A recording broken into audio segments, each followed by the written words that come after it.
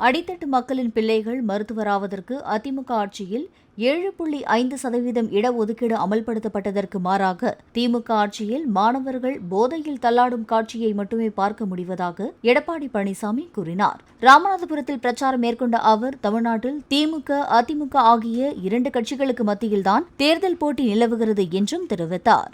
அப்படி அடித்தட்டிலே வாழ்கின்ற மக்களுடைய குழந்தைகள் எம்பிபிஎஸ் டாக்டர் ஆக வேண்டும், பல் மருத்துவராக வேண்டும், அவருடைய கனவு நனவாக வேண்டும் என்பதற்காக அம்மாவுடைய அரசு அற்புதமான திட்டத்தை கொண்டு வந்தது. 7.5% உள் இடஒதுக்கீடை கொண்டு சட்டம் இயற்றப்பட்டு அமுல்படுத்தப்பட்டு இன்றைய தினம் ஏழை எளிய குடும்பத்தில் பிறந்த அரசு பள்ளியை படித்த மாணவ செல்வங்கள் 2160 பேர் எம்பிபிஎஸ் படிக்கிறாங்க, பல் மருத்துவரா படிக்கிறாங்க. இதுதான் திரு ஸ்டாலின் சாதனை. தருமபுரி மக்களவை தொகுதி திமுக வேட்பாளர் மணியை ஆதரித்து பென்னாகரம் மற்றும் பாலக்கோட்டில் பிரச்சாரம் மேற்கொண்ட அமைச்சர் உதயநிதி ஸ்டாலின் திமுக வெற்றி பெற்றால் விவசாயத்திற்கான நீர்ப்பாசன திட்டங்கள் நிறைவேற்றப்படும் என வாக்குறுதி அளித்தார். வன்னியர்கள் உட்பட பல்வேறு சமூகங்களுக்கு 20% இடஒதுக்கீட்டை கொடுத்தவர் முத்தமிழங்க டாக்டர் கலைஞருடைய ஆட்சி. திமுக ஆட்சியில நம்முடைய டாக்டர் ஐயா பெரிய ஐயா இருக்காருல்ல, அவர் கட்சி தொடங்கினது இதனால என்னன்னு சொல்லி துவங்கினாரு, சமூக நீதினாரு. இப்ப அவர் யாரோட கூட்டணி வச்சிருக்கிறாரு, மனுநீதி பேசுகின்ற பாஜகவோட கூட்டணி வச்சிருக்கிறாரு. அதே மாதிரி சாதிவாரி கணக்கெடுப்பு நடத்தணும்னு நம்முடைய ஐயா சொல்றாரு. ஆனா சாதிவாரி கணக்கு நடத்த மாட்டோம்னு சொல்றவர் யாரு, ஒன்றிய பிரதமர் அவர்கள். சாதிவாரி கணக்கு எடுக்க முடியாதுன்னு சொல்றவர் ஒன்றிய பாஜக அரசு. முதலமைச்சர் ஸ்டாலின் எந்த மாவட்டத்துக்கு செல்கிறாரோ அதற்கு ஏற்ப வசனம் பேசுகிறாரே தவிர தேர்தல் காலத்தில் தந்த வாக்குறுதியை நிறைவேற்றவில்லை என பாமக தலைவர் அன்புமணி கூறினார்.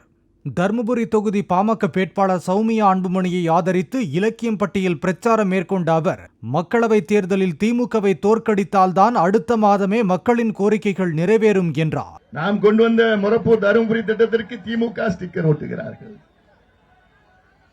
நாம் கொண்டு வந்த ஒசூர் தருமபுரி நெடுஞ்சாலைக்கு திமுக ஸ்டிக்கர் ஒட்டுகிறார்கள்.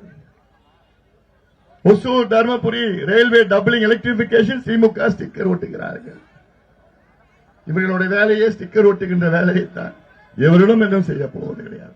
உதயநிதி எப்போ தருமபுரி வந்தாலும் சரி, அவங்க அப்பா தருமபுரி வந்தாலும் சரி, ஐயாவை பத்தி மோசமா பேசுவாங்க, நம்ம பத்தி மோசமா பேசுவாங்க. அப்பதான் அவங்களுக்கு வன்னியர்களை பத்தி ஞாபகம் வரும். அது வரைக்கும் அப்பாவும் பிள்ளையும் தூங்கிட்டு இருப்பாங்க. திமுகவை தோக்கடிச்சா அடுத்த மாசமே ஸ்டாலின் அவர்கள் உங்களுக்கு பழைய ஓய்வூதியத்தை கொண்டு வருவார். திமுக தோத்தாதான் உங்களுக்கு கிடைக்கும்.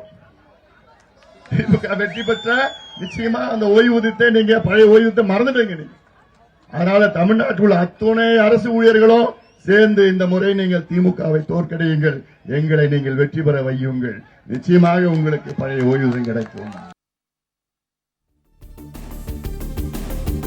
கர்நாடகாவில் காங்கிரஸ் ஆட்சி அமைக்க உழைத்த மு.க. ஸ்டாலின் தமிழகத்திற்கு காவிரி தண்ணீர் கிடைக்க முயலாதது ஏன் என்று சீமான் கேள்வி எழுப்பினார். தருமபுரி தொகுதி நாம் தமிழர் கட்சி வேட்பாளர் அபிநயாவை ஆதரித்து குமாரசாமிப்பேட்டையில் பிரச்சாரம் செய்த அவர் ஆசிரியர்கள் போராடிய போது கண்டுகொள்ளாத முதலமைச்சர் இப்போது தேர்தல் வருவதால் அவர்களின் கோரிக்கை பரிசீலிக்கப்படும் என்று சொல்வதாகவும் கூறினார்.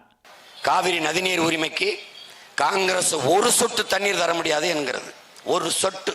கர்நாடகாவில் ஆளுகிற காங்கிரஸ் கட்சி, அந்த கட்சியின் வெற்றிக்கு பாடுபட்டவர்கள் ஐயா ஸ்டாலின் அவர்கள். ஒரு சொட்டு தண்ணி தர முடியாது, நான் மேகதாதிலே அணை கட்டப் போகிறேன் என்கிறது. இங்க இருக்கிற காங்கிரஸ் கட்சிக்காரர்களின் கருத்து என்ன?